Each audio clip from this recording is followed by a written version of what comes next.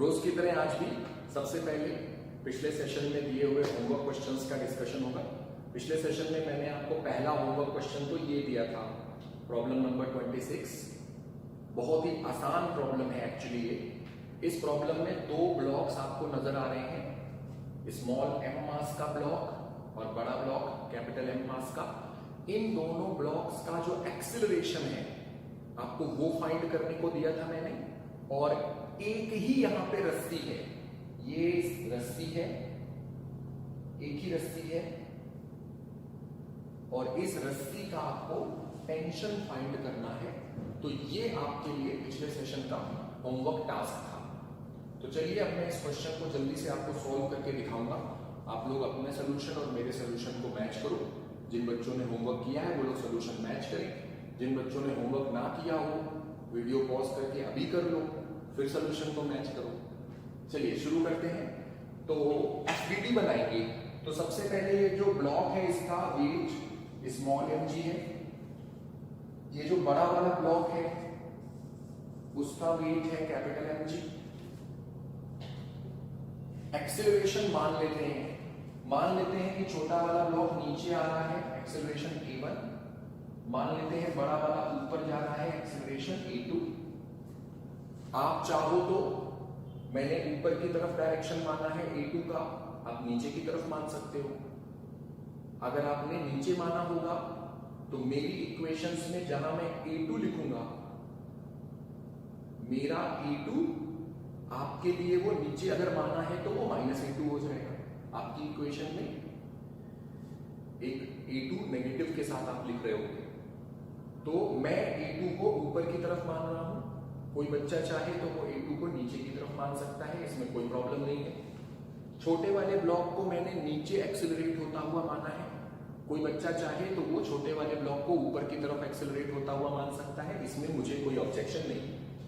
एक ही रस्सी है और टेंशन पूरी रस्सी में सब जगह सेम ही होगा, पूरी रस्सी में सब जगह टेंशन सेम ही होगा। और ये जो टेंशन है हमेशा डबल डायरेक्शनल ड्रॉ होता है।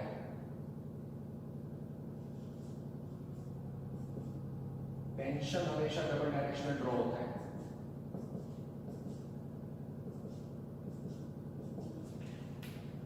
हमेशा डबल एरो टेंशन ड्रॉ होता है। ये पुली मासूम पुली है, रुकी हुई है, छत पे लटक रही है ना, कहीं मूव तो करेगी नहीं। ये भी पुली छत पे लटक रही है, रुकी हुई है, ये भी छत पे लटक रही है, रुकी हुई है, ये भी छत पे लटक रही है, रुकी हुई है। तो ऊपर की चारों पुली मासूम है, कोई मूवमेंट नहीं कर रही। नीचे ये पुली ब्लॉक के साथ ही चलेगी, ब्लॉक में सीधे सीधे अटैच है जाके। ये वाली पुली भी डायरेक्ट जाके ब्लॉक में अटैच है, ये वाली पुली भी डायरेक्ट ब्लॉक में अटैच है। तो ये वाली तीनों पुली भी मासूम है। मतलब इस क्वेश्चन में सारी पुली मासूम पुली है, शैतान पुली एक भी नहीं। नीचे वाली जो तीनों पुली है इसको हम ब्लॉक के साथ मिला के एक ही बॉडी मान सकते हैं। तो this is like one body. तो नीचे की तीनों जो पुली है और ये जो ब्लॉक है, this is just like one body. ठीक है, अब चलिए एफबीडी बनाना शुरू करते हैं। सबसे पहले ये जो ब्लॉक लटक रहा है, स्मॉल एम की एफबीडी बनाते हैं। तो एफबीडी ऑफ स्मॉल एम, तो स्मॉल एम जो ब्लॉक है उसकी एफबीडी लिखने जा रहा हूं मैं। तो स्मॉल एम पर ध्यान दीजिए, दो ही फोर्स लगे हैं। एक तो नीचे की तरफ इसका वजन लगा हुआ है, और एक ये जो टेंशन है, टेंशन का upward pointing arrow small M पे लगा हुआ है। तो ये जो स्मॉल एम ब्लॉक है इस पर दो फोर्सेस लगे हैं, टेंशन का अपवर्ड पॉइंटिंग एरो और mg। डाउनवर्ड डायरेक्शन को हम पॉजिटिव मानते हैं, mg is positive, tension is negative, ऊपर की तरफ नेगेटिव, नीचे की तरफ पॉजिटिव माना है। ये हो गया फोर्स, दो ही फोर्स है केवल, is equal to mass into acceleration a1। ये हमारी पहली इक्वेशन है। अब बड़े वाले ब्लॉक की इक्वेशन लिखते हैं। तो एफबीडी ऑफ कैपिटल एम, तो ये जो हमारा बड़ा वाला ब्लॉक है, इस बड़े वाले ब्लॉक की इक्वेशन लिखते हैं। तो इसमें ऊपर की तरफ कौन कौन से फोर्स लग रहे हैं? ये टेंशन के जितने भी अपवर्ड एरो हैं ये ऊपर की तरफ लग रहे हैं,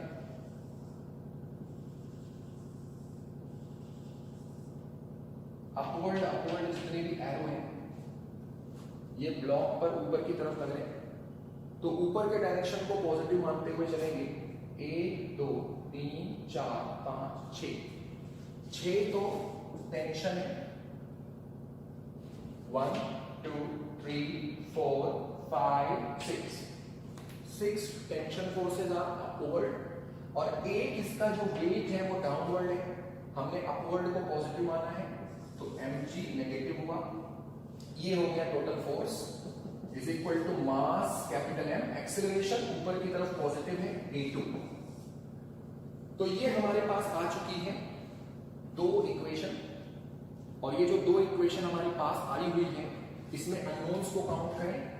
एक तो टेंशन अननोन है, एक a1 अननोन है, एक a2 अननोन है। टेंशन काउंट हो चुका है तो इक्वेशन हो चुकी है 2, जबकि अननोन नजर आ रहे हैं 3। तो अभी ये प्रॉब्लम सॉल्वेबल प्रॉब्लम है नहीं, क्योंकि इसमें अननोन्स ज्यादा हैं, इक्वेशंस कम है। तो this problem is so far not a solvable problem. हमें और इक्वेशन बनानी पड़ेगी। शैतान पुली यहाँ पे कोई मौजूद ही नहीं है, तो अगली इक्वेशन जो हम बनाएंगे वो बनाएंगे रस्सी की, स्ट्रिंग वाली इक्वेशन। ठीक, तो एक ही रस्सी है यहाँ पर। आओ देखते हैं कहां कहां पे मूवमेंट हो रहा है। एक हमारा ये ब्लॉक है, ब्लॉक नीचे जाएगा तो रस्सी का ये वाला जो पार्ट है ये लंबा होगा एक बार। जब ये ब्लॉक नीचे जाएगा तो रस्सी का ये वाला जो पार्ट है ये एक बार लंबा होगा। तो a1 एक्सेलरेशन एक बार रस्सी को लंबा करता है। दिख रहा हूं a1 एक बार लंबा करता है, a1 एक बार रस्सी को लंबा करता है, इसलिए प्लस।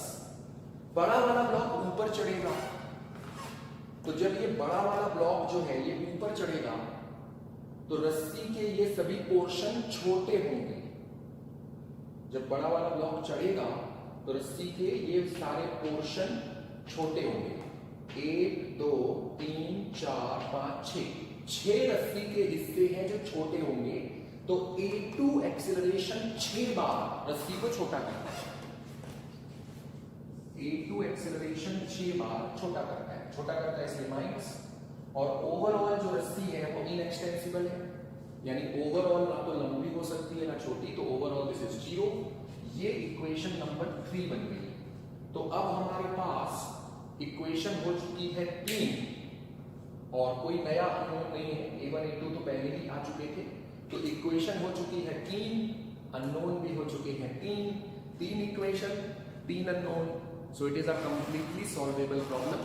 इन तीनों इक्वेशन को जो भी बच्चा सॉल्व करेगा उन्हें तीनों अननोन्स की वैल्यू उस बच्चे को मिल जाएगी। इक्वेशन मैं सॉल्व नहीं करूंगा, इक्वेशन सॉल्व आप लोग खुद से कर सकते हो। मैं सिर्फ ये सिखाता हूं कि इक्वेशंस बनाई कैसे जाती है। इक्वेशन सॉल्व करना it is mathematics. I will assume that all students are extremely good in mathematics. I don't have to teach you maths because I am here to teach physics. तो equation solve करना आप लोगों की जिम्मेदारी है। मैं सिर्फ इक्वेशंस को समझाऊंगा कि बनाया कैसे गया है। जिन बच्चों ने होमवर्क किया है वो अपनी इक्वेशंस को मेरी इक्वेशंस के साथ मैच कर लें, देख लें कहीं कोई गलती ना होने पाए। अगर कोई मिस्टेक हुई तो मिस्टेक कहाँ हो गई। ये क्वेश्चन तो बहुत ज्यादा आसान था और इस टाइप के मैं 25 प्रॉब्लम करवा चुका हूं, तो गलती होने की कोई गुंजाइश तो रह नहीं जाती। जो बच्चे सिंसियरली होमवर्क हर दिन कर रहे हैं उनसे तो कोई गलत नहीं होगा। जो बच्चे होमवर्क नहीं कर रहे हैं उन्हीं से कुछ गलती होती है। इसलिए सारे बच्चों को मैं एडवाइस करता हूं हमेशा होमवर्क जरूर किया करो। रोज मैं 1-2 क्वेश्चन देता हूं यार, अगर 1-2 क्वेश्चन भी नहीं करोगे तो पढ़ाई कैसे करोगे। होमवर्क जरूर करना चाहिए। फेयर कॉपी पे अच्छा सा डायग्राम बनाओ, बिना देखे फेयर कॉपी पे अच्छी हैंडराइटिंग में सोल्यूशन को नोट कर लो। फिर मैं ऐसा ही एक और क्वेश्चन आपको होमवर्क के लिए दे देता हूं। पहले ये वाला सोल्यूशन जल्दी से फेयर कॉपी पे नोट कर लीजिए।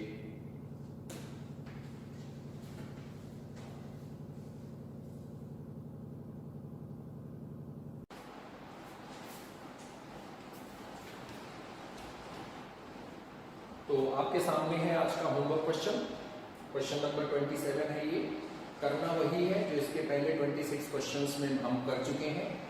दो ब्लॉक्स आपके सामने हैं, m1 मास m2 मास का ब्लॉक है, दोनों ब्लॉक्स का एक्सेलरेशन बताना है और दो रस्सियां हैं। देखो दो रस्सियां हैं यहां पे, ध्यान से देखो, एक तो ये है, ये वाली, और एक दूसरी रस्सी है ये वाली, ये दूसरी रस्सी। दो रस्सियां, फिर से देखो, एक रस्सी तो ये है और एक ये दूसरी रस्सी है, इस पुली से स्टार्ट होती है और इस वाली पुली के सेंटर पे चली जाती है। तो दो रस्सियां हैं, दोनों रस्सियों में टेंशन फाइंड करना है, दो ब्लॉक्स हैं, दोनों ब्लॉक्स का एक्सेलरेशन फाइंड करना है। तो find acceleration of each block and tension in each string. दोनों ब्लॉक्स का एक्सेलरेशन और दोनों रस्सियों का टेंशन बताना है। तो ऐसे ही करेंगे जैसे ये ब्लॉक है। अब पहली बात तो ये जो पुली है ये इस ब्लॉक के साथ ही होगी, इसको एक ही बॉडी मान सकते हो। मान लेना कि ये वाला ब्लॉक नीचे जा रहा है, एक्सेलरेशन a1 मान लेना इसका। इस वाले ब्लॉक को ऊपर जाता हुआ मान लो, ऊपर नीचे तो कहीं भी मान सकते हो, गलत मानोगे नेगेटिव आंसर आएगा। तो हमने m1 ब्लॉक को नीचे जाता मान लिया, m2 ब्लॉक को ऊपर जाता मान लिया, m1 का एक्सेलरेशन a1 मान लिया, m2 का एक्सेलरेशन a2 मान लिया। ये जो दोनों पुली है ये छत पे लटक रही है, तो ये मासूम पुली है। ये पुली इस ब्लॉक के साथ साथ मूव करेगी, ये भी मासूम पुली है। ये वाली पुली इस वाले ब्लॉक के साथ साथ चलेगी, ये भी मासूम पुली है। लेकिन ये पुली शैतान पुली है। शैतान पुली को मान लेते हैं नीचे आ रही है, एक्सेलरेशन a3। ये जो रस्सी है इसमें सब जगह टेंशन सेम है, आप इसको T1 मान लो, ये T1 टेंशन। और ये जो दूसरी वाली रस्सी है इसमें टेंशन को T2 मान लो, इस तरह से। तो अननोन्स कितने हो जाएंगे, A1, A2, A3, T1, T2, 5 unknown. 2 tension की वैल्यू, 3 एक्सेलरेशन की वैल्यू। 5 अननोन है और इक्वेशंस भी 5 हैं, तो 5 इक्वेशंस आपको बनानी पड़ेगी। इक्वेशंस 5 मिल जाएगी, एक इस ब्लॉक की FBD, दूसरी इस ब्लॉक की, तीसरी शैतान पुली की, और 2 रस्सियां हैं तो दोनों रस्सियों की एक एक इक्वेशन। तो 5 अननोन है, 5 इक्वेशन बनाने का पूरा बंदोबस्त है। इक्वेशंस बनाओगे, सॉल्व करोगे, सारे अननोन्स की वैल्यू आ जाएगी। अगले सेशन में मैं इक्वेशंस बना के दिखाऊंगा। जो बच्चे होमवर्क करेंगे वो लोग अपने सोल्यूशन को मेरे सोल्यूशन से मैच करवा लेना। होमवर्क जरूर करना चाहिए सारे बच्चों को, ये कोई बताने वाली बात नहीं है। वीडियो पॉज करके आज का होमवर्क क्वेश्चन आप लोग नोट कर लीजिए।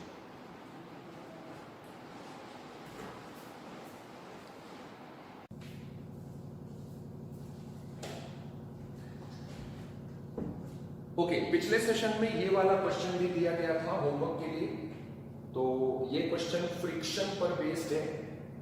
चलिए ये क्वेश्चन मैं आपको सॉल्व करके दिखाता हूं। सबसे पहले क्वेश्चन समझा रहा हूं। एक ब्लॉक है और इस ब्लॉक को हमने पुश किया है along a rough horizontal road. तो एक जमीन है और जो जमीन है वो रफ है। रफ होने का मतलब जमीन में फ्रिक्शन मौजूद है। तो जो जमीन है, जो फ्लोर है, वो फ्लोर हमारा रफ है, यानी कि फ्लोर पर फ्रिक्शन मौजूद है। और क्वेश्चन में आपको कोफिशिएंट ऑफ काइनेटिक फ्रिक्शन दे रखा है 0.1। तो मैं लिख दे रहा हूं, कोफिशिएंट ऑफ काइनेटिक फ्रिक्शन का सिंबल होता है म्यू के। म्यू के की वैल्यू 0.1 क्वेश्चन में गिवन है। तो जब हम इस ब्लॉक को धक्का मारेंगे, 10 मीटर पर सेकेंड स्पीड से धक्का दे रहे हैं, तो ये जो ब्लॉक है ये जमीन पे फिसलता हुआ जाएगा और थोड़ी दूर चल के ये रुक जाएगा। तो बताना ये है, how far will it travel before coming to rest. रुकने तक ये कितनी दूरी कवर करेगा, कितना आगे जाके ये रुकेगा, ये पता लगाना है। तो इस क्वेश्चन को मैं आपको 2 तरीकों से करके दिखाऊंगा। 2 तरीकों से करके दिखाऊंगा। जो पहला तरीका है वो काइनेमैटिक्स का तरीका है। तो चलिए अब मैं इस क्वेश्चन को सॉल्व कर रहा हूं and I am going to solve it by first method. जो पहला मेथड है ये काइनेमैटिक्स का तरीका है। तो हम क्या करेंगे, FBD बनाएंगे। तो ये जो हमारा ब्लॉक है, मान लेते हैं इसका मास m होगा, तो इसका जो वेट है नीचे की तरफ mg, और जमीन से इसको एक नॉर्मल रिएक्शन मिलेगा m। और क्योंकि ऊपर नीचे y डायरेक्शन में कोई एक्सेलरेशन नहीं है, एक्सेलरेशन तो x डायरेक्शन में ही है, क्योंकि फ्रिक्शन पीछे लगेगा, तो जिधर फ्रिक्शन लगेगा ये दोनों फोर्स आपस में बैलेंस ही हो जाने हैं, तो जिधर फ्रिक्शन है उधर ही एक्सेलरेशन होगा। और एक्सेलरेशन का जो डायरेक्शन है साफ साफ नजर आ रहा है, वो वेलोसिटी से अपोजिट है। तो वेलोसिटी से अपोजिट जब एक्सेलरेशन होता है तो बॉडी धीरे धीरे स्लो डाउन होती है। तो ये जो ब्लॉक है ये धीरे धीरे स्लो डाउन होता जाएगा और स्लो डाउन होते होते होते होते लास्ट में ये रुक जाएगा। आपको यही पता लगाना है कि कितनी दूर जाके ये रुकेगा। तो क्योंकि y डायरेक्शन में कोई एक्सेलरेशन मौजूद नहीं है, इसलिए y डायरेक्शन के फोर्सेस आपस में बैलेंस होंगे। तो नॉर्मल रिएक्शन और mg ये तो आपस में बैलेंस हो गए और ये हो गई y डायरेक्शन की इक्वेशन। और अब x डायरेक्शन में देखो, x डायरेक्शन में एक ही फोर्स है, फ्रिक्शन, और ये जो फोर्स है ये बैलेंस करेगा मास इनटू एक्सेलरेशन को। फोर्स से एक्सेलरेशन बन रहा है तो F equal to ma, simple equation लगाई। x डायरेक्शन में फोर्स है अकेला फ्रिक्शन और friction equal to mass into acceleration. Newton second law है बेसिकली। एक्चुअली न्यूटन का सेकंड लॉ ये नहीं होता है, आपको याद होना चाहिए। न्यूटन का सेकंड लॉ ये होता है, force is equal to rate of change of linear momentum of a particle. Rate of change of linear momentum of a particle is equal to external force acting on the particle. Actually में Newton का second law ये होता है, मैंने Newton's laws of motion chapter में समझाया था। तो ये न्यूटन का सेकंड लॉ है। इस लॉ से ये इक्वेशन बन जाती है, F इक्वल टू ma तक हम पहुंच जाते हैं by using this relation. F equal to ma आता है अगर बॉडी का मास कांस्टेंट बना रहे तो फिलहाल जो हमारा ब्लॉक है, ब्लॉक का जो मास है वो तो कांस्टेंट ही रहना है, और क्योंकि मास कांस्टेंट रहना है तो F equal to ma relation हम यूज कर सकते हैं, और वही रिलेशन हमने यूज किया है F इक्वल टू ma। और ये जो रिलेशन है ये हमने x डायरेक्शन में लगाया है। ठीक, अब ये जो फ्रिक्शन है, काइनेटिक फ्रिक्शन की वैल्यू तो फिक्स ही होती है। काइनेटिक फ्रिक्शन की value mu k into normal reaction होती है, that is equal to ma। Normal reaction की वैल्यू रख देते हैं mg, that is equal to ma, और यहां से m से m दोनों तरफ कैंसिल हो गया, तो ये हमें मिल गया एक्सीलरेशन इक्वल टू न्यू के जी। और बेसिकली ये एक्सीलरेशन नहीं है, एक्चुअली ये रिटार्डेशन है, क्योंकि ये ब्लॉक को स्लो डाउन कर रहा है। तो ये एक्सीलरेशन एक्चुअली नहीं, रिटार्डेशन है। थोड़ा सिंप्लीफाई कर लेते हैं, म्यू के की वैल्यू 0.1 और जी की वैल्यू 10 डाल देता हूं मैं अप्रोक्सीमेटली, तो रिटार्डेशन बन गया 1 मीटर पर second square. I am sure कि यहां तक जो मैंने करके दिखाया वो सारे बच्चों को जरूर समझ में आया होगा। तो ये आ गया रिटार्डेशन, लेकिन हमें रिटार्डेशन नहीं बताना है, हमें बताना है how far will it travel, कितनी दूर जाके रुकेगा ब्लॉक। तो चलिए हम थर्ड फॉर्मूला लगाते हैं, काइनेमैटिक्स का third formula, v square equal to u square minus 2as। तो ये जो फॉर्मूला है, ये फॉर्मूला काइनेमैटिक्स का तीसरा फॉर्मूला है। काइनेमैटिक्स की तीसरी इक्वेशन है, सभी को पता है। और यहां पे हमने माइनस इसलिए लिखा है क्योंकि हमारा ये जो ब्लॉक है ये स्लो डाउन हो रहा है, रिटार्डेशन हो रहा है इस ब्लॉक के साथ, रिटार्डेड मोशन है, इसलिए यहां माइनस लिखा है। फाइनली हमारा ब्लॉक रुक जाएगा, तो final velocity 0, initial velocity 10 -2, retardation की वैल्यू हमने फाइंड की है 1 इंटू एस, तो ये 2 इंटू एस को लेफ्ट हैंड साइड पे ले आए, माइनस था लेफ्ट हैंड साइड पे आके प्लस हो गया, इक्वल टू 100 हो गया। तो एस की वैल्यू आ गई 50 मीटर। ये है क्वेश्चन का राइट आंसर। तो ये जो हमारा ब्लॉक है ये 50 मीटर आगे जाके रुकेगा, और हमसे यही पूछा गया था how far will it travel before coming to rest. Answer is 50 metre चल के ये रुकेगा। तो ये पहला तरीका है, this is first method to solve this problem. That's a very easy method actually. हमने सिंपल एफबीडी बनाया, एफबीडी बना के रिटार्डेशन लिया, फिर काइनेमैटिक्स की तीसरी इक्वेशन निकाली, फाइनल वेलोसिटी 0 क्योंकि फाइनली उसको रुकना है, डिस्टेंस आ गई 50 मीटर, क्वेश्चन खत्म हो गया। तो आप लोग वीडियो पॉज करो, सॉल्यूशन को फेयर कॉपी पे अच्छी हैंडराइटिंग में नोट करो, फिर मैं दूसरा मेथड बताता हूं। पहले ये पहला मेथड नोट कर लो जल्दी से, तो फटाफट वीडियो पॉज करो, अच्छी हैंडराइटिंग में फेयर कॉपी पे जल्दी से सॉल्यूशन को नोट करना। कोशिश करना फेयर कॉपी पे नोट करते समय आपको देखना ना पड़े, देखने जैसी तो बात नहीं है, बिना देखे नोट करोगे ज्यादा सीखोगे। जल्दी से नोट करो।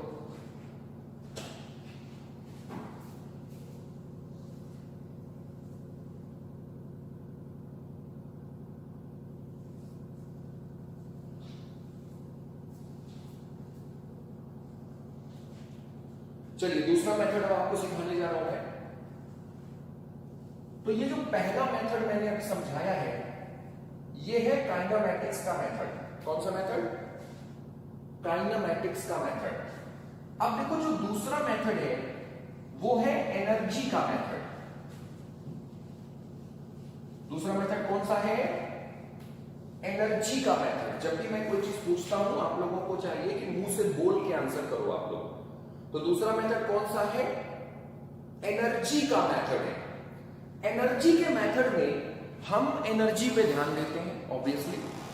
तो जब हमने ब्लॉक को शुरू में धक्का मारा, शुरुआत में जब हमने इसको प्रोजेक्ट किया तो इसकी स्पीड 10 मीटर पर सेकेंड की स्पीड है, मतलब इसके पास काइनेटिक एनर्जी है। तो जब हमने इसको धक्का मारा तो उसकी जो स्पीड है, स्पीड के कारण उसके पास काइनेटिक एनर्जी है।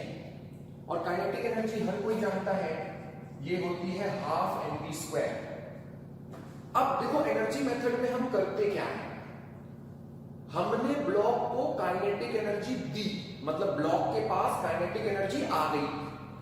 फिर हुआ क्या, ये जो ब्लॉक है ये धीरे धीरे धीरे धीरे स्लो डाउन होते होते होते होते एक पॉइंट पे जाके रुक गया। तो हमने अपने ब्लॉक को काइनेटिक एनर्जी दी, काइनेटिक एनर्जी जो हमने दी वो धीरे धीरे कम होती गई। जब स्पीड कम होगी तो काइनेटिक एनर्जी भी कम होगी, तो धीरे धीरे स्पीड कम हुई मतलब काइनेटिक एनर्जी कम हुई, और फाइनली जब ब्लॉक हमारा रुक गया तो काइनेटिक एनर्जी सारी की सारी खत्म हो गई। यही हुआ ना? मैं कोई हाई फाई बात तो नहीं कर रहा हूं ना, समझ में आ रहा है ना? फिजिक्स में हम लोग कॉमन सेंस की बातें करते हैं, कोई हाई फाई बात नहीं करते। देखिए मैं कितनी कॉमन सेंस की बात कर रहा हूं। मैं कह रहा हूं कि हमने ब्लॉक को स्पीड दिया, शुरुआत में हमने इसको धक्का मारा, धक्का मारा मतलब हमने इसको स्पीड प्रोवाइड की। इस बात को हम ये भी कह सकते हैं कि हमने काइनेटिक एनर्जी प्रोवाइड की। फिर हमारा ब्लॉक धीरे धीरे स्लो होता गया, स्लो होता गया मतलब उसकी जो स्पीड है वो धीरे धीरे कम होती गई, और जब स्पीड उसकी कम होती गई तो उसकी काइनेटिक एनर्जी भी धीरे धीरे कम होती गई, और कम होते होते होते होते फाइनली हमारा ये जो ब्लॉक है ये एक पॉइंट पे जाके रुक जाता है। और जहां पे ब्लॉक रुकेगा उसकी स्पीड सारी खत्म हो जाएगी, और स्पीड खत्म हो गई मतलब काइनेटिक एनर्जी उसकी सारी खत्म हो गई। तो हमने जो काइनेटिक एनर्जी दिया था इस ब्लॉक को वो धीरे धीरे करके पूरी खत्म हो गई। सवाल ये पैदा होता है आखिर ये काइनेटिक एनर्जी गई कहां? क्योंकि आप जानते हो एनर्जी कंजर्व होती है ना, तो अगर काइनेटिक एनर्जी खत्म हो गई तो फिर ये कहीं जा नहीं सकती है, एनर्जी इज कंजर्व्ड। तो जो काइनेटिक एनर्जी ब्लॉक के पास शुरुआत में थी वो गई कहां आखिर? जब ये ब्लॉक रुक गया काइनेटिक एनर्जी तो खत्म हो गई, तो वो एनर्जी गई कहां? क्योंकि एनर्जी कहीं जा नहीं सकती है, एनर्जी कंजर्व होती है। ये हमारा लॉजिक है कि हम इस बात को समझने की कोशिश करेंगे कि जो काइनेटिक एनर्जी ब्लॉक के पास बिगिनिंग में थी वो काइनेटिक एनर्जी आखिर फाइनली गई कहां? अब मैं इस सवाल का जवाब दे रहा हूं। नॉर्मली जब मैं ये सवाल पूछता हूं कि काइनेटिक एनर्जी कम हुई तो कहां गई, तो जो मासूम बच्चे होते हैं वो फटाक से आंसर देते हैं काइनेटिक एनर्जी जितनी कम हुई पोटेंशियल एनर्जी उतनी बढ़ गई। प्यारे प्यारे बच्चे होते हैं ना, आप लोग जानते हो बच्चे तो भगवान का रूप है, कुछ भी बोल देते हैं, दिमाग से बिल्कुल काम नहीं लेते। कहते हैं काइनेटिक एनर्जी कम हुई तो पोटेंशियल एनर्जी बढ़ गई। अरे यार आंखें हैं कि नहीं है? देखो पोटेंशियल एनर्जी बढ़ना मतलब इस ब्लॉक का ऊपर ऊंचाई बढ़ना। तो क्या हमारा ये ब्लॉक ऊपर चढ़ रहा है? नहीं, ऊपर कहां चढ़ रहा है? ये तो हॉरिजॉन्टल सड़क पे जा रहा है, साफ साफ लिखा है हॉरिजॉन्टल रोड। तो हमारा ब्लॉक हॉरिजॉन्टल सड़क पे फिसल रहा है, ऊपर नीचे नहीं हो रहा है। तो क्योंकि ऊपर नहीं चढ़ रहा है इसलिए आप ये नहीं कह सकते कि जितनी काइनेटिक एनर्जी लॉस हुई उतनी पोटेंशियल एनर्जी गेन हो गई। लेकिन क्या होता है ना, बच्चों को 9th-10th क्लास में ऐसा सिखाया जाता है कि काइनेटिक एनर्जी लॉस हुई तो पोटेंशियल एनर्जी गेन होगा। काइनेटिक एनर्जी में जितना लॉस हुआ पोटेंशियल एनर्जी में उतना गेन हो जाएगा। ऐसा करके 9th-10th क्लास में कुछ क्वेश्चंस बच्चे करते हैं, तो बच्चों के दिमाग में वही चीज बैठ जाती है। बच्चों ऐसा नहीं होता कि जितनी काइनेटिक एनर्जी लॉस हुई हमेशा उतनी पोटेंशियल एनर्जी गेन भी हो जाए, ऐसा नहीं होता। सिचुएशन देखा जाता है। पोटेंशियल एनर्जी बढ़ना मतलब ऊंचाई बढ़ना। तो क्या हमारा ब्लॉक ऊपर की तरफ उठ रहा है? Answer is no. हमारा ब्लॉक तो हॉरिजॉन्टल सड़क पे जा रहा है, ऊपर तो उठ नहीं रहा। और क्योंकि हमारा ब्लॉक ऊपर नहीं उठ रहा इसलिए हम ये बिल्कुल नहीं कह सकते कि जो काइनेटिक एनर्जी खत्म हो गई है वो सारी काइनेटिक एनर्जी पोटेंशियल एनर्जी में चेंज हो गई है। ऐसा नहीं कह सकते। अगर हमने किसी चीज को आसमान की तरफ उछाला होता, अगर हम किसी चीज को ऊपर उछालते वर्टिकल, तो जब ये बॉडी हाईएस्ट पॉइंट पे आएगी, सबसे टॉप पे जाएगी, सबसे टॉप पे वेलोसिटी जीरो होगी, ये तो क्लियर है। वेलोसिटी जीरो होना मतलब काइनेटिक एनर्जी का जीरो होना, और काइनेटिक एनर्जी जीरो हो गई मतलब काइनेटिक एनर्जी खत्म हो गई। अब यहां पर हम ऐसा कह सकते हैं कि जितनी काइनेटिक एनर्जी खत्म हुई उतनी काइनेटिक एनर्जी पोटेंशियल एनर्जी में चेंज हो गई। यहां पे कह सकते हैं क्योंकि यहां पे जो हमारी बॉल है, इस बॉल की हाइट बढ़ रही है, तो काइनेटिक एनर्जी एक तरफ से कम हो रही है, दूसरी तरफ से पोटेंशियल एनर्जी इंक्रीज हो रही है। तो इस सिचुएशन में तो कह सकते हैं कि जितनी काइनेटिक एनर्जी कम होगी उतनी पोटेंशियल एनर्जी बढ़ेगी, यहां तो कह सकते हैं। लेकिन ये जो क्वेश्चन आपके सामने है, इस क्वेश्चन में जो ब्लॉक आपको कहा जा रहा है उसकी हाइट बढ़ नहीं रही है, और क्योंकि उसकी हाइट नहीं बढ़ रही है इसलिए ये जो ब्लॉक है हमारा, इस ब्लॉक के बारे में हम ऐसा नहीं कह सकते कि जितनी इसकी काइनेटिक एनर्जी कम होगी उतनी इसकी पोटेंशियल एनर्जी बढ़ेगी, ऐसा नहीं कह सकते इस ब्लॉक को लेकर। ठीक है, ये जो वर्टिकल मोशन अंडर ग्रेविटी होता है वहां पे कह सकते हैं, प्रोजेक्टाइल मोशन में कह सकते हैं। प्रोजेक्टाइल मोशन में भी हाइट कम ज्यादा होती है, पहले बॉडी ऊपर जाती है, फिर लौट के वापस जमीन पे आती है, ऊपर जाते टाइम काइनेटिक एनर्जी कम हो रही है, पोटेंशियल एनर्जी बढ़ रही है, वापस नीचे आते समय काइनेटिक एनर्जी बढ़ रही है, पोटेंशियल एनर्जी कम हो रही है, कहा जा सकता है प्रोजेक्टाइल मोशन। लेकिन ये जो क्वेश्चन है, इस क्वेश्चन में जो हमारा ब्लॉक है इसकी हाइट पर कोई असर नहीं पड़ रहा है, और क्योंकि इस ब्लॉक की हाइट पर कोई असर नहीं पड़ रहा इसलिए हम ऐसा नहीं कह सकते कि जितनी काइनेटिक एनर्जी ब्लॉक ने लूज की उतनी पोटेंशियल एनर्जी ब्लॉक ने गेन की। तो सबसे पहले तो आपको यह समझना है कि ये जो हमारा ब्लॉक है इसकी काइनेटिक एनर्जी लूज तो हो रही है, लेकिन जो काइनेटिक एनर्जी इसकी लूज हो रही है वो पोटेंशियल एनर्जी में कन्वर्ट नहीं हो रही। पहली चीज तो आपको ब्लॉक के बारे में ये समझनी। आइए दूसरे मसले पर चलते हैं। तो जो असली सवाल है कि जो काइनेटिक एनर्जी ब्लॉक ने लूज कर दी वो काइनेटिक एनर्जी आखिर गई कहां? अब मैं इस सवाल का आपको जवाब दे रहा हूं। देखो बेटा ध्यान दो, ब्लॉक के ऊपर फ्रिक्शन लग रहा है। मेरे शब्दों को बड़ा ध्यान से सुनना, हर चीज को समझने की कोशिश करना। ये जो हमारा ब्लॉक है, इस ब्लॉक के ऊपर फ्रिक्शन लग रहा है। फ्रिक्शन इस ब्लॉक को रोकना चाह रहा है, राइट? बिल्कुल सिंपल बात कही ना मैंने, फ्रिक्शन इस ब्लॉक को रोकना चाह रहा है। तो हमारा ये जो ब्लॉक है ये फ्रिक्शन के खिलाफ आगे बढ़ रहा है। कोई हाई फाई बात तो नहीं कह रहा ना। हमारा ये जो ब्लॉक है बच्चों, ये ब्लॉक फ्रिक्शन के खिलाफ आगे बढ़ रहा है। राइट और रॉन्ग? Absolutely right. फ्रिक्शन के खिलाफ हमारा ब्लॉक आगे जा रहा है। तो बेटा फ्रिक्शन के खिलाफ, इस खिलाफ वर्ड पे ध्यान देना, फ्रिक्शन के अगेंस्ट आगे जाने में ब्लॉक की काइनेटिक एनर्जी यूज हो रही होगी। किसी के खिलाफ चलने में एनर्जी लगती है ना। देखो कितनी सिंपल बात है। तो ये जो हमारा ब्लॉक है, इसकी जो काइनेटिक एनर्जी कम हो रही है, वो कहां जा रही है? आंसर, फ्रिक्शन के खिलाफ वर्क करने में इस्तेमाल हो रही है। कितनी सिंपल सी बात मैंने आपको समझाई है कि जो हमारा ब्लॉक है, इस ब्लॉक की काइनेटिक एनर्जी जो है वो फ्रिक्शन के खिलाफ वर्क करने में इस्तेमाल हो रही है। I hope this is clear to every student, very very clear, कि जो ये हमारे ब्लॉक की काइनेटिक एनर्जी लूज हो रही है, वो सारी की सारी काइनेटिक एनर्जी फ्रिक्शन के खिलाफ आगे बढ़ने में इस्तेमाल होती जा रही है। तो हमारा ये जो ब्लॉक है वो काइनेटिक एनर्जी को लूज कर रहा है, और ब्लॉक जितनी काइनेटिक एनर्जी लूज करेगा, वो सारी काइनेटिक एनर्जी फ्रिक्शन के खिलाफ आगे जाने में इस्तेमाल हो जाएगी, फ्रिक्शन के खिलाफ वर्क करने में यूज होगी। बच्चों, वर्क करने के लिए एनर्जी चाहिए, तो हमारा ब्लॉक फ्रिक्शन के खिलाफ वर्क कर रहा है, और वर्क करने में उसकी एनर्जी की खपत हो रही है। सिंपल बात है, मैं बड़ी आसान बात कह रहा हूं, बड़े आसान शब्दों में कहने की कोशिश कर रहा हूं। मैं चाह रहा हूं कि मेरे सभी स्टूडेंट्स को 100% क्लियर होना चाहिए। एक भी कोई ऐसा पॉइंट ना हो जो किसी भी बच्चे को ना समझ में आए।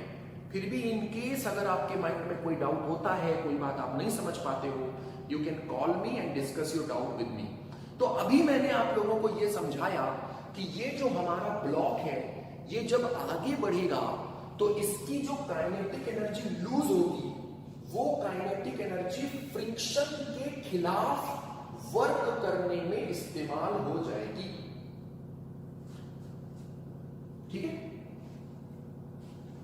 तो मैं यही चीज अब लिखूंगा। दूसरा मेथड बता रहा हूं।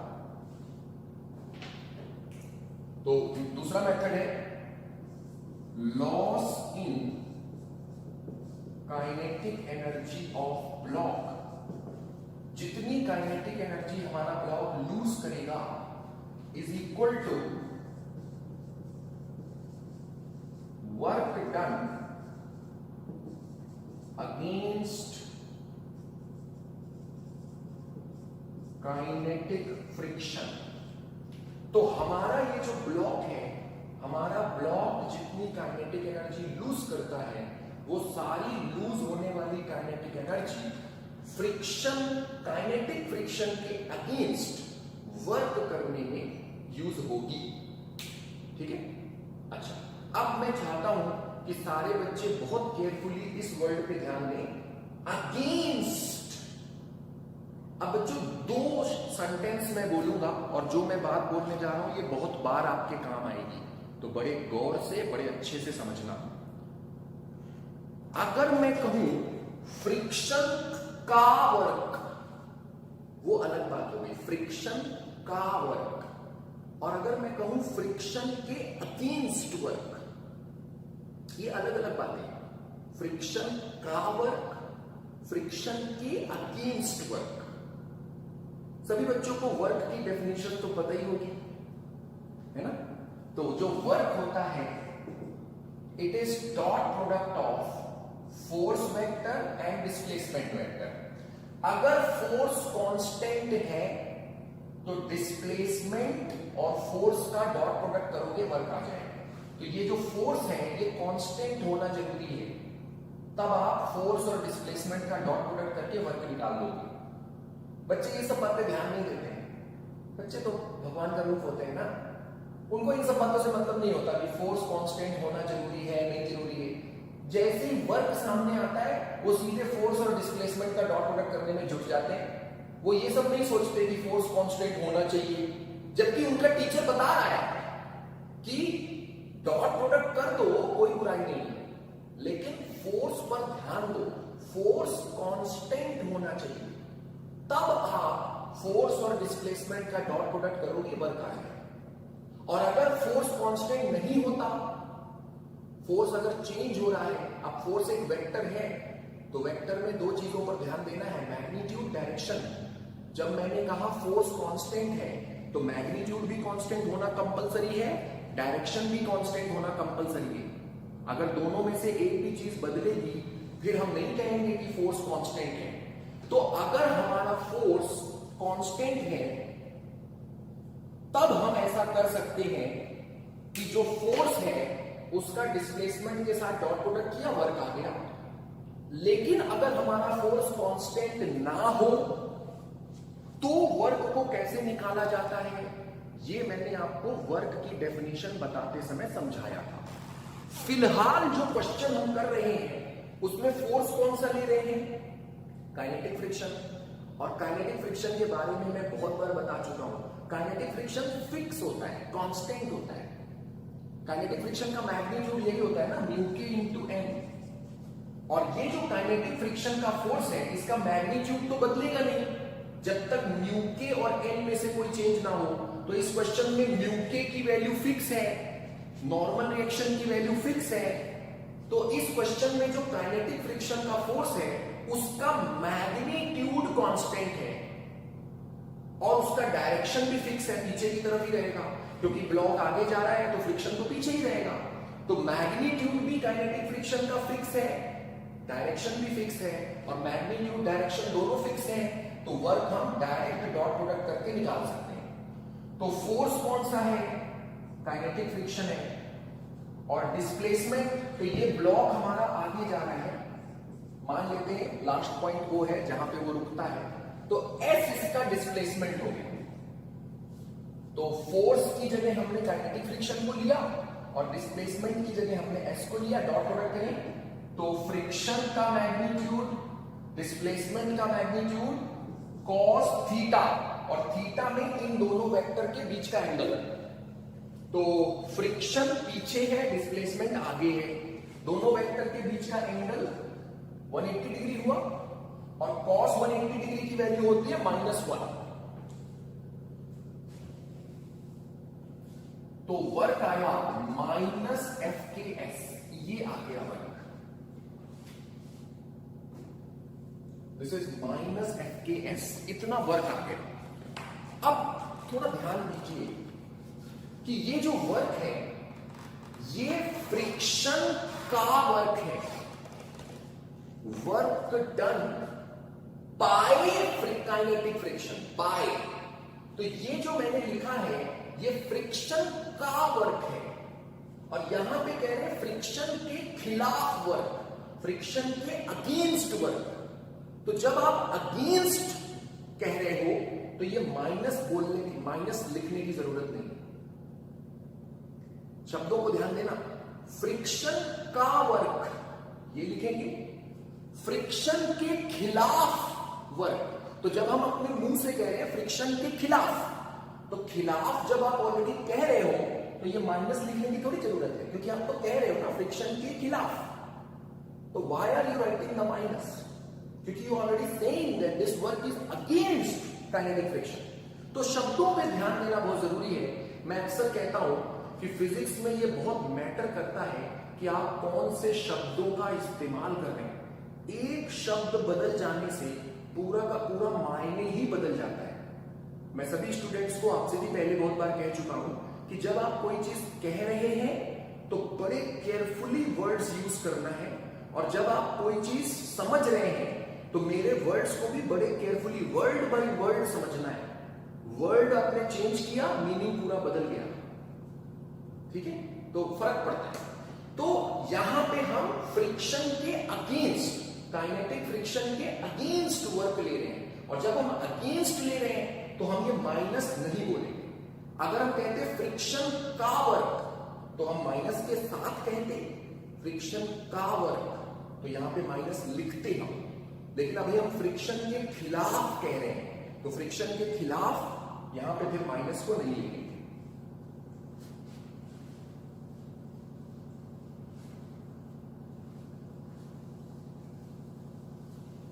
ओके, चलिए, तो ये हमारा लॉजिक है। हमारा जो ब्लॉक है उसने काइनेटिक एनर्जी को लूज किया, और जितनी काइनेटिक एनर्जी लूज किया वो सारी काइनेटिक एनर्जी काइनेटिक फ्रिक्शन के खिलाफ वर्क में यूज हो गई। अब चलिए, कितनी काइनेटिक एनर्जी ब्लॉक ने लूज की ये भी देख लेते हैं। हाफ mv² थी शुरुआत में, और जितनी भी थी सबकी सब खत्म हो गई, लास्ट में रुक गया। लास्ट में रुक गया मतलब जितनी काइनेटिक एनर्जी शुरुआत में थी सब खत्म हो गई। तो काइनेटिक एनर्जी का जो लॉस है वो हाफ mv² है, और ये जितना भी लॉस है सब फ्रिक्शन के खिलाफ वर्क में चला गया। तो फ्रिक्शन के अगेंस्ट गया, तो अगेंस्ट गया Fk इंटू एस हो गया। माइनस नहीं लगाएंगे क्योंकि अगेंस्ट कह रहे हैं। अगर हम कहते हैं फ्रिक्शन का वर्क तो माइनस लगाते हैं, अभी हम फ्रिक्शन के अगेंस्ट कह रहे हैं तो माइनस नहीं लगा रहे। अब काइनेटिक फ्रिक्शन की वैल्यू पुट करते हैं, तो हाफ mv² काइनेटिक फ्रिक्शन की value mu k into normal reaction into S, और ये एस क्या है? एस वो दूरी है जिस दूरी पे वो रुकेगा, मतलब ये जो एस है वही बेसिकली इस क्वेश्चन का आंसर है।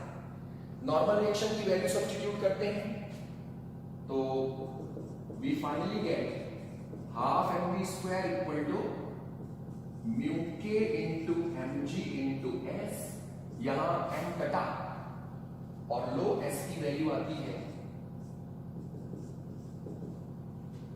s की वैल्यू आती है v² बाई 2 म्यू के जी, ये s की वैल्यू है। और यहां पे आप v, म्यू के और g को सब्स्टिट्यूट कर लो। v की वैल्यू क्वेश्चन में दी है 10,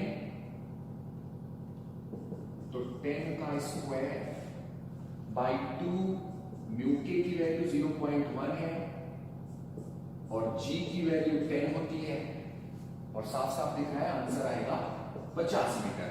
50 मीटर ही आंसर पहले मेथड से भी आया था, दूसरे मेथड से भी 50 मीटर ही आंसर, तो 50 मीटर ही आना है। तो क्या सारे बच्चों को ये एनर्जी वाला मेथड समझ में आया? जो मैंने पहला मेथड समझाया वो काइनेमैटिक्स का मेथड है। काइनेमैटिक्स के मेथड में हम एक्चुअली एफबीडी बनाते हैं, एफबीडी बना के काइनेमैटिक्स की इक्वेशन यूज करके आंसर निकालते हैं। और ये जो दूसरा मेथड है ये एनर्जी का मेथड है। एनर्जी के मेथड में हम एनर्जी को ट्रैक करते हैं, एनर्जी कहां गई। तो शुरुआत में काइनेटिक एनर्जी थी, बाद में ब्लॉक रुका, काइनेटिक एनर्जी खत्म हो गई, तो जो काइनेटिक एनर्जी लॉस हुई वो कहां गई? फ्रिक्शन के खिलाफ वर्क में चली गई, फ्रिक्शन के खिलाफ। तो काइनेटिक एनर्जी का लॉस फ्रिक्शन के खिलाफ यूज हो गया। सॉल्व किया, सॉल्व करके हमने एस निकाल लिया, कितनी डिस्टेंस पे हमारा ब्लॉक रुकेगा। तो आई होप सारे बच्चों को दोनों मेथड अच्छे से समझ में आए हैं। अगर कोई भी बात कम समझ में आई हो आप रिवाइंड करके फिर से समझ लो। स्पेशली ये एनर्जी वाला मेथड जो है, जो मैंने समझाया है, इसको हम कई बार इस्तेमाल करेंगे, तो अच्छे ढंग से इस मेथड को जरूर समझ लो। इसको हमको कई बार यूज करना है। इस तरह का जो लॉजिक है कि काइनेटिक एनर्जी खत्म हुई वो फ्रिक्शन के खिलाफ यूज हो गई, तो इस तरह का लॉजिक हम कई बार इस्तेमाल करेंगे, उसको अच्छे ढंग से जरूर समझ लो। फेयर कॉपी पे मेथड 2 अच्छे ढंग से नोट करो, अच्छे हैंडराइटिंग में, वीडियो पॉज कर लो। कोशिश करना नोट करते समय आपको देखना ना पड़े तो ज्यादा अच्छा होगा। जो मैंने समझाया है उन बातों को याद करते हुए अपनी फेयर कॉपी पे अच्छी हैंडराइटिंग में सॉल्यूशन को नोट कर लो, मेथड 2 को नोट कर लो। जल्दी से वीडियो पॉज करके ये काम करो, फिर मैं एक और क्वेश्चन आपको होमवर्क के लिए देता हूं, बिल्कुल इसी टाइप का। पहले इसको नोट करो जल्दी।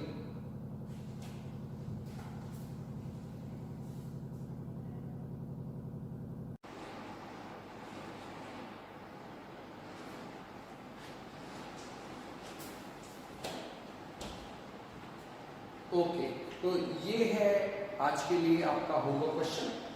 क्वेश्चन समझा दे रहा हूं, ब्लॉक ऑफ मास m मास का ब्लॉक है, is kept on a rough horizontal table.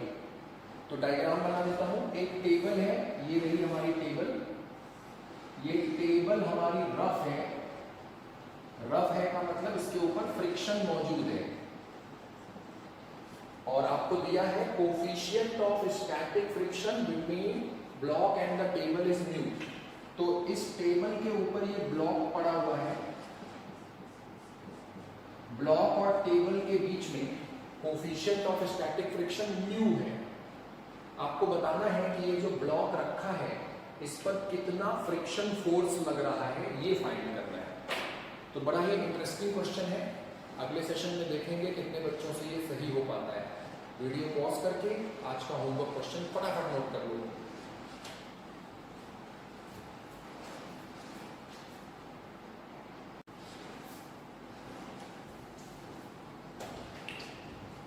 चलिए, तो हम लोग वर्क, एनर्जी एंड पावर वाला चैप्टर सीख रहे थे।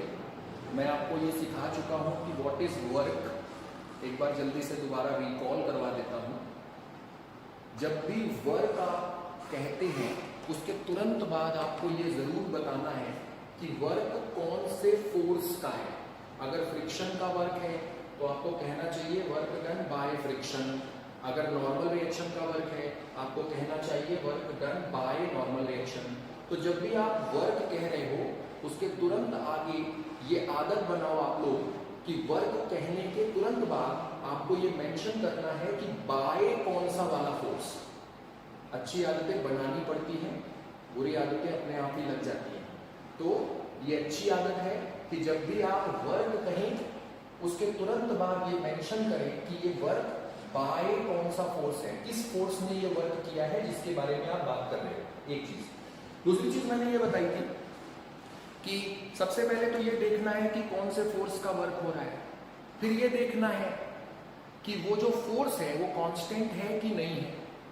कांस्टेंट होना मतलब मैग्नीट्यूड भी कांस्टेंट चाहिए, डायरेक्शन भी कांस्टेंट चाहिए।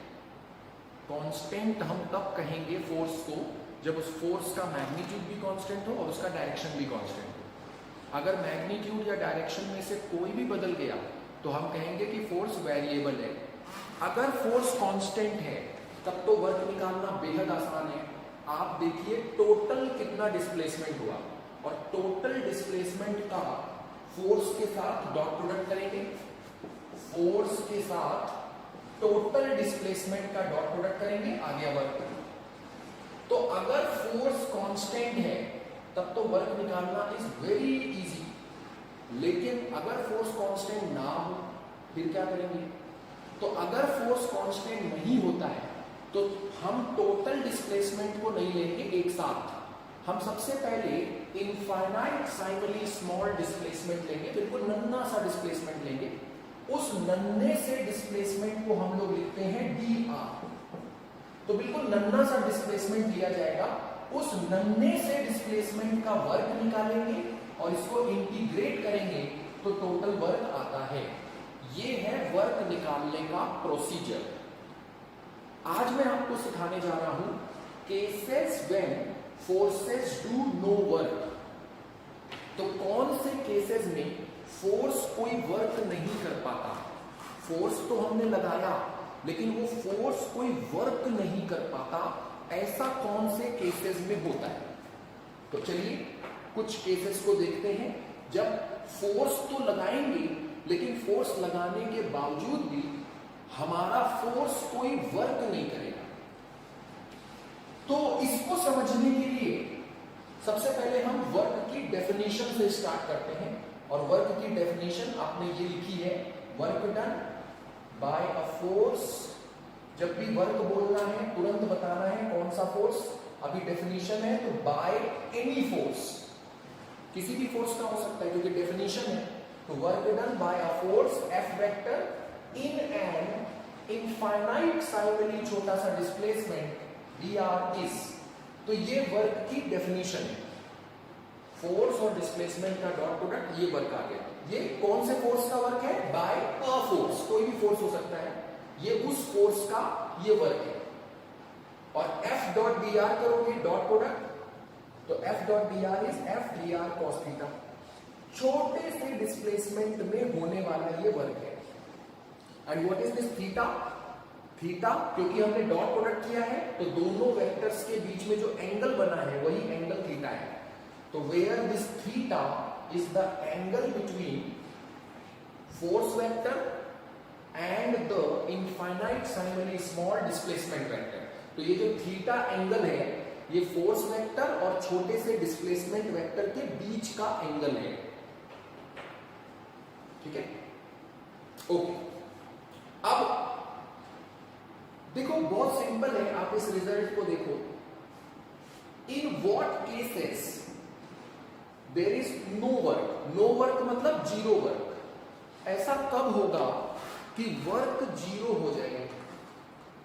बहुत आसान है। वर्क जीरो होने के लिए या तो ये जीरो हो या फिर ये जीरो हो या फिर cos theta zero. So simple, तो वर्क जीरो होगा। तो तीन केसेस में वर्क जीरो होता है। आप फोर्स ही मत लगाओ, वर्क ही नहीं होगा। तो when there is no force. दूसरा, डिस्प्लेसमेंट अगर नहीं हुआ, डी आर जीरो है मतलब डिस्प्लेसमेंट इज जीरो। तो अगर कोई डिस्प्लेसमेंट ना हो तो वर्क नहीं होगा। जैसे आप सुबह से शाम तक दीवार को धक्का मार रहे हैं। शाम को मैंने पूछा, बेटे आज कितना काम किया? आपने अपना पसीना साफ करते हुए बताया, सर आज मैंने बहुत मेहनत की। मैंने पूछा क्या किया? आपने कहा सर मैंने सुबह से शाम तक दीवार को धक्का मारा। तो मैं हंस के बोलूंगा, बेटे वर्क तो जीरो किया आपने, क्योंकि दीवार को आपने धक्का मारा। क्या दीवार डिस्प्लेस हो गई? क्या दीवार खिसक गई? नहीं खिसकी, यानी डिस्प्लेसमेंट जीरो है। और अगर डिस्प्लेसमेंट जीरो है तो वर्क इज जीरो। तो अगर आपने सुबह से शाम तक दीवार को धक्का मारी, बहुत मेहनत किया, आप चाहे कितना भी चिल्ला के पूरी दुनिया से कहिए कि मैंने बहुत वर्क किया, मैंने बहुत वर्क किया, दुनिया यही कहेगी कि आपने कुछ नहीं किया। बच्चों, ये जो दुनिया होती है ना, रिजल्ट देखती है। आपने दीवार को धक्का मारा, क्या दीवार खिसक गई? तो दुनिया कहेगी आपने कुछ नहीं किया। दुनिया ये कहती है ना, आपने कुछ नहीं किया, दीवार तो किसकी नहीं। और यही अगर दीवार खिसक जाए, आपने धक्का मारा और दीवार खिसक गई, पूरी दुनिया हैरान हो जाएगी और कहेगी आपने बहुत मेहनत की, वाह आपने दीवार खिसका दी, वाह यू डिड ग्रेट। बेटे बड़ा सिंपल उसूल है दुनिया का, वर्क तभी माना जाएगा जब डिस्प्लेसमेंट हो जाए। अदरवाइज डिस्प्लेसमेंट अगर नहीं हुआ तो आपने कोई वर्क नहीं किया। और ये जो बात मैंने बताई ना, डिस्प्लेसमेंट होगा तभी वर्क माना जाएगा, तभी वर्क कहेंगे कि वर्क हुआ है। Otherwise work is zero. अगर डिस्प्लेसमेंट इज जीरो तो वर्क इज जीरो। ये चीज सिर्फ फिजिक्स के लिए नहीं बता रहा हूं, ये रियल जिंदगी के लिए बता रहा हूं। रियल जिंदगी में तभी ऐसा माना जाएगा कि आपने कुछ वर्क किया है जब कुछ रिजल्ट आ जाए। अगर बढ़िया रिजल्ट आया आपका तो भले ही आपने 1 मिनट भी पढ़ाई ना की हो, पर पूरी दुनिया में ये माना जाएगा कि आपने रात रात भर पढ़ाई की थी, आपने बहुत पढ़ाई की, अगर रिजल्ट अच्छा है। और अगर आपका रिजल्ट खराब आ गया ना, तो भले ही आपने रात रात भर जाग के पढ़ाई की हो, जिसको भी रिजल्ट दिखाओगे कहेंगे यार ये तो एक्टिंग करता है, ये तो पढ़ने का ढोंग करता है, पढ़ाई वढ़ाई नहीं करता। बच्चों, दुनिया में ना सिर्फ नतीजा देखा जाता है, सिर्फ रिजल्ट देखा जाता है। वर्क की डेफिनेशन हमको इस चीज को सिखाती है। अगर डिस्प्लेसमेंट नहीं हुआ, डिस्प्लेसमेंट नहीं हुआ मतलब कोई रिजल्ट नहीं बना, तब कैसा वर्क? फिर तो यही कहा जाएगा वर्क इज जीरो, तुमने कुछ नहीं किया। आप सोच के देखो, आप में से कोई भी बच्चा फेल हो जाए, चाहे उसने कितनी भी मेहनत से पढ़ा हो, अगर फेल हो गया तो हर इंसान यही कहेगा पढ़ाई वढ़ाई कुछ नहीं करता था, दिखावा करता था, फेल हो गया लास्ट में। और भले ही आप पढ़ाई वढ़ाई कुछ ना करो, लेकिन अगर टॉप कर गए, पूरे इंडिया में आपका नाम हो जाएगा और ये टॉप किया उसने। लोग मान लेंगे कि आपने बहुत पढ़ाई की है, बहुत मेहनत की है, भले आपने 1 मिनट भी पढ़ाई ना की। बच्चों, दुनिया रिजल्ट देखती है, दुनिया डिस्प्लेसमेंट देखती है। कुछ डिस्प्लेसमेंट कर पाए या नहीं कर पाए। अगर डिस्प्लेसमेंट नहीं कर पाए तो आप चाहे कितना भी चिल्ला के कहते रहो, दुनिया तो यही कहेगी कि तुमने कुछ नहीं किया है। और ये सच भी है। ऐसा वर्क करने का क्या फायदा कि डिस्प्लेसमेंट ही ना हो। सोच के देखो, बहुत सारे बच्चे पढ़ाई करते हैं, मन लगा के नहीं पढ़ाई करते, अधूरे मन से पढ़ाई करते हैं। ऐसे बहुत सारे बच्चे हैं। उन बच्चों से मैं हमेशा ये बात कहता हूं कि अगर आप मन से पढ़ाई नहीं कर रहे हो तो इससे अच्छा कि पढ़ाई ही छोड़ दो। रोज 4-5 घंटे पढ़ने की एक्टिंग कर रहे हो, सोचो। अब पता है, आप में से बहुत सारे बच्चे हैं जो नर्सरी से एक्टिंग कर रहे हैं, उनसे पढ़ाई बर्दाश्त नहीं होती है। मैं तो जानता हूं, मैं तो टीचर हूं। आप दूसरों को क्या दिखाते हो, अपने दोस्तों में आपका क्या इंप्रेशन है, अपने मम्मी पापा पर क्या इंप्रेशन है, वो अलग बात है। हमारे सामने तो हर रोज हर साल स्टूडेंट्स ही स्टूडेंट्स आते हैं, तो हमें सच्चाई पता होती है। और कोई भी स्टूडेंट जो 11th क्लास में पढ़ाई नहीं कर रहा है, ऐसा नहीं है कि वो 10th में बहुत पढ़ाई करता था, वो 10th में भी नालायक था, 9th में भी नालायक था, 8th में भी नालायक था। मतलब नालायक होने की हिस्ट्री है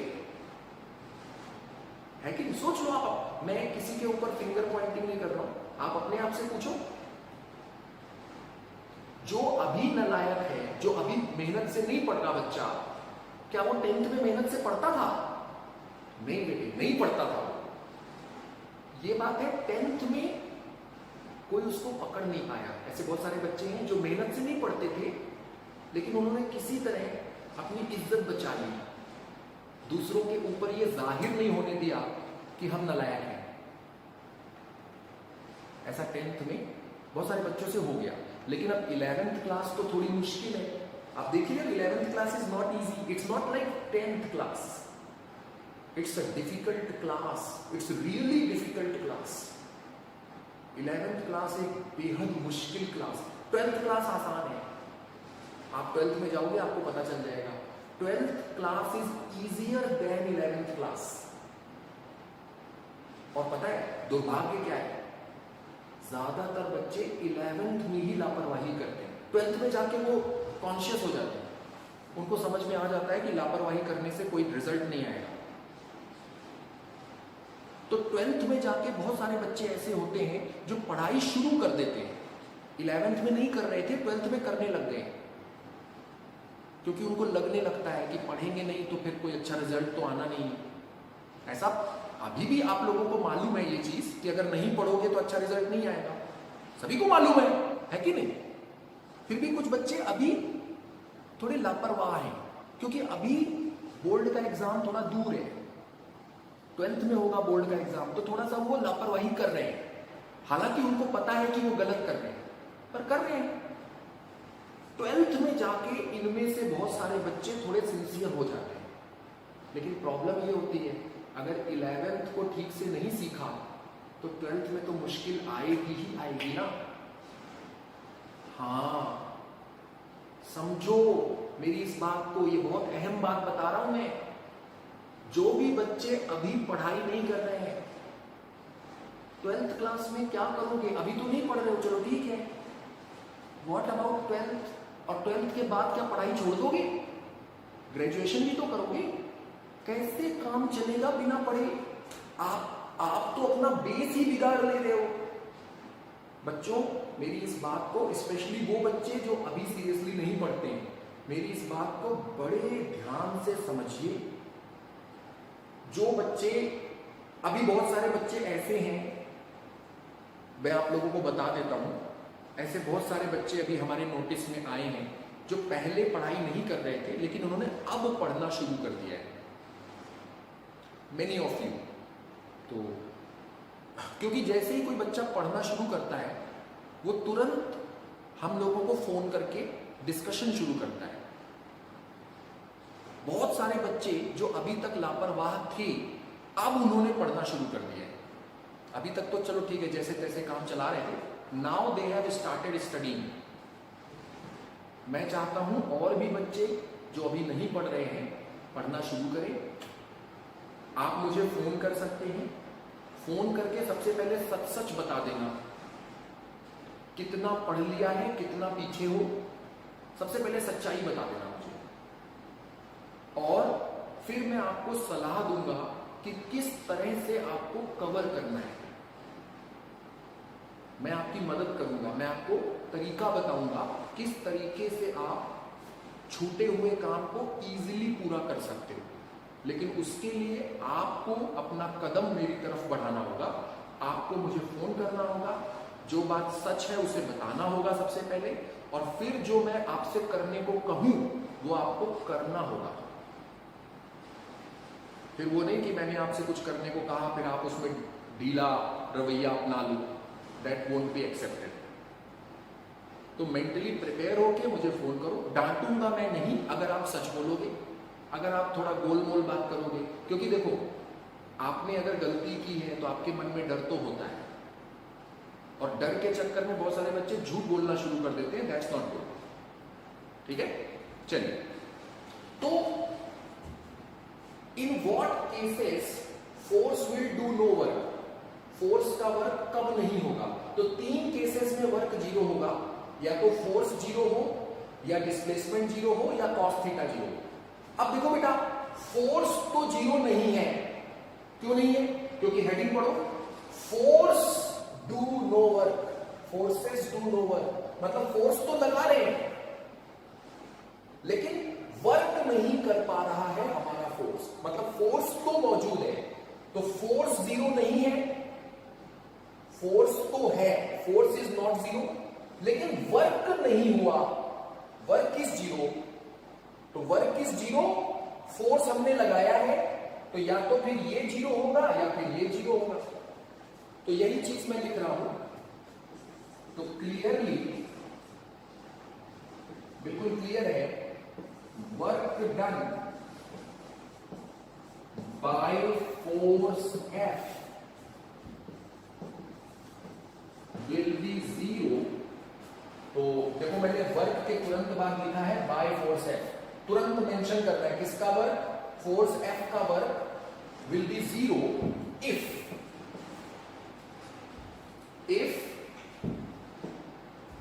या तो डी आर जीरो हो, either d r equal to zero, either d r is zero,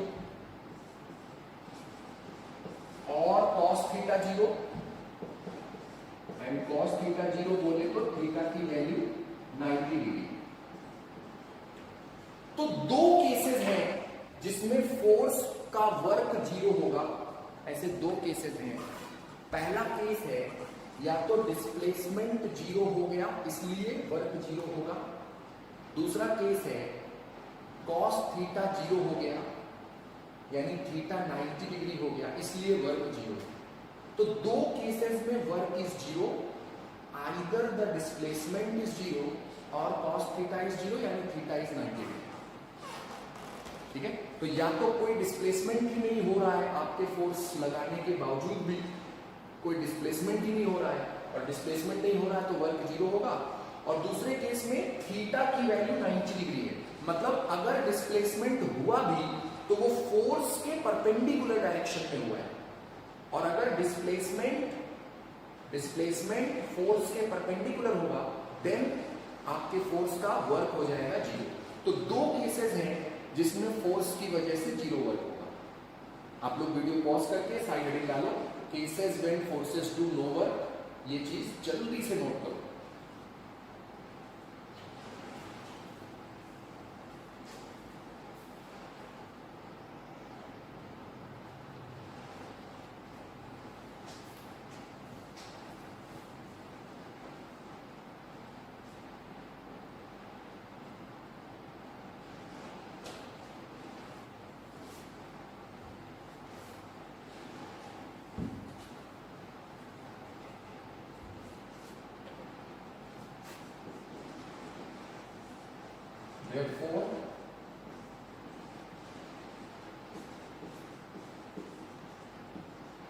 work done by a force is zero.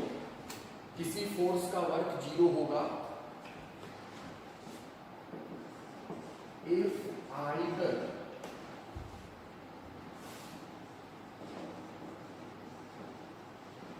Displacement zero हुआ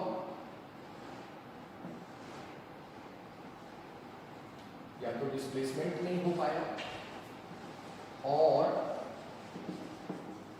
displacement is perpendicular to force. या तो डिस्प्लेसमेंट हुआ ही नहीं और अगर हुआ तो फोर्स के परपेंडिकुलर डायरेक्शन में हुआ, तो दो केसेस में वर्क जीरो होगा। मैं डायग्राम बना के आपको कुछ सिचुएशन दिखाता हूं। ये सपोज करो जमीन है, फ्लोर है ये हमारा, और ये दीवार है। हमने एक ब्लॉक को कॉर्नर पे रखा हुआ है। जमीन मान लेते हैं स्मूथ है, मतलब कोई फ्रिक्शन नहीं है, और हम इसको धक्का मार रहे हैं, तो ये हमने फोर्स लगाया है। अब चाहे कितना भी फोर्स लगाओ, ब्लॉक दीवार में तो घुस नहीं जाएगा, डिस्प्लेसमेंट नहीं होगा। तो इस ब्लॉक का डिस्प्लेसमेंट जीरो है, और क्योंकि डिस्प्लेसमेंट इज जीरो तो हमारे फोर्स के कारण वर्क इज जीरो। अच्छा, और भी फोर्स होंगे। एक ब्लॉक का वेट होगा, वेट की वजह से भी वर्क जीरो है, क्योंकि डिस्प्लेसमेंट तो नहीं हो रहा ना, तो हमारे फोर्स की वजह से भी जीरो वर्क है, वेट की वजह से भी जीरो वर्क है। एक जमीन से नॉर्मल रिएक्शन पैदा होगा,